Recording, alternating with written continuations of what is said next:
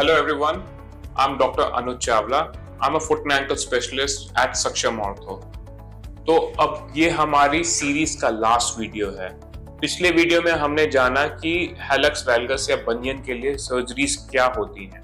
अब हम बात करेंगे कि अगर आपने बनियन सर्जरी कराई है या कराने का प्लान कर रहे हैं तो हम उसके बाद उसमें रिकवरी क्या होगी, कितने टाइम का आपको रेस्ट लेना पड़ेगा और कितने टाइम पे आप अपनी एक्टिविटीज वापस करने जा सकते हो। तो ये डिपेंड करता है कि आपने सर्जरी कराई क्या है। तो मोस्ट ऑफ द टाइम जो मैं सर्जरी करता हूँ वो है ऑस्टियोटमी, जिसमें कि हड्डी को काट के अलाइन किया जाता है और उसको स्पेशली कहते हैं हम स्कार्फ ऑस्टियोटमी। तो अगर आपकी स्कार्फ ऑस्टियोटमी हुई है तो मोस्ट ऑफ द टाइम्स आप अगले दिन से खड़े होकर चलने शुरू कर सकते हैं with the help of a special shoe जिसको हम 4 फुट ऑफलोडर या ऑर्थोवेज शू कहते हैं।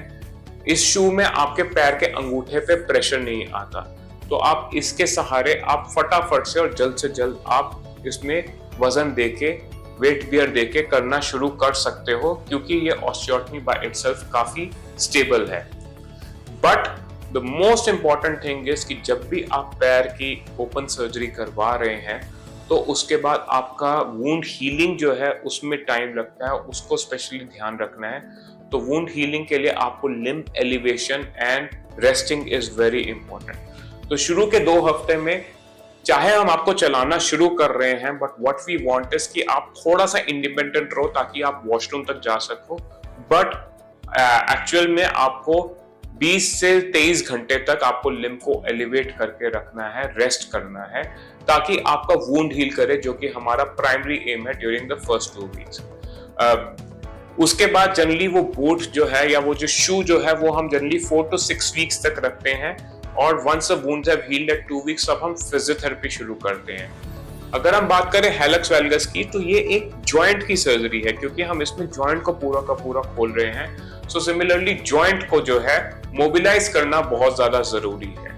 तो वो जरूरी है कि हम इसमें फिजियोथेरेपी शुरू करें ताकि जॉइंट स्टिफन अप ना हो और आपकी रिकवरी फास्ट हो सके।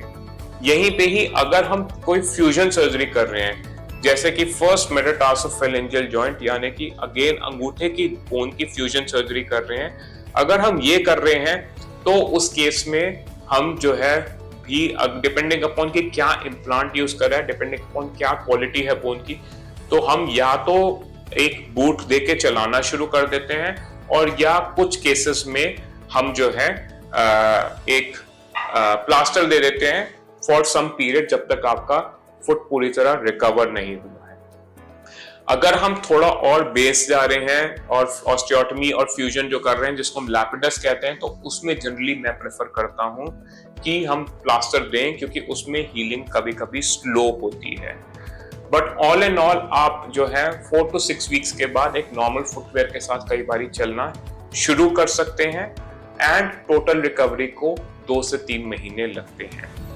हॉस्पिटल के अंदर का जो स्टे है वो नॉर्मली 1 ही दिन का होता है। तो अगर आपने आज सर्जरी करी है तो आप चाहें तो कल जो है डिस्चार्ज जा सकते हैं।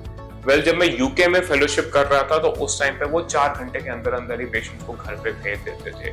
सो it is actually a day surgery in which you are discharging the patient on the same day, but हम जो है जनरली 1 दिन के लिए रखते हैं due to certain other reasons as well.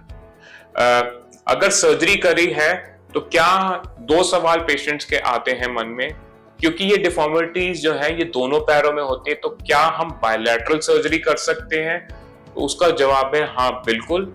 हम चाहें तो दोनों पैर की सर्जरी एक साथ कर सकते हैं। अगर आप रेस्ट लेने के लिए तैयार है तो कोई दिक्कत नहीं है, बिकॉज आपको हम उस तरीके की सर्जरी कर रहे हैं कि हम दोनों में एक स्पेशल शू देके आपको चलाना शुरू कर रहे हैं। तो अगर आप मोबाइल हो, आपकी मोबिलिटी नहीं खत्म हुई है, तो सिर्फ पेन थोड़ा सा ज्यादा होता है, that's the only thing. So yes, हम दोनों पैर की सर्जरी भी साथ में कर सकते हैं।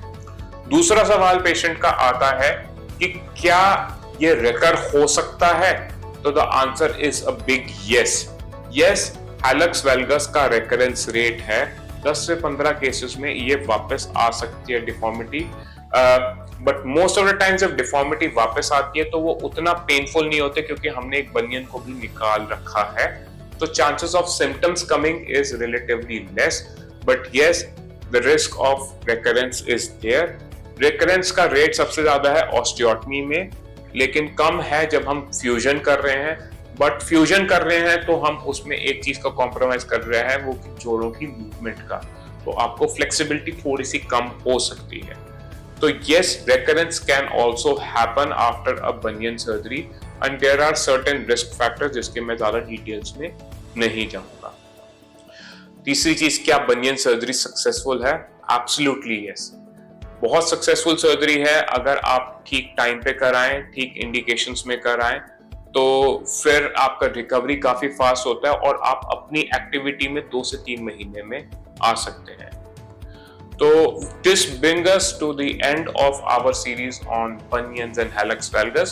तो जैसे कि आपने सुना, सबसे पहले हमने बात करी डिफॉर्मिटी के बारे में, उनके सिम्टम्स के बारे में, फिर हमने बात करी कि एक्सरेज और क्या हम उसको इन्वेस्टिगेट करते हैं, non operative treatment, surgery and finally post surgery rehabilitation.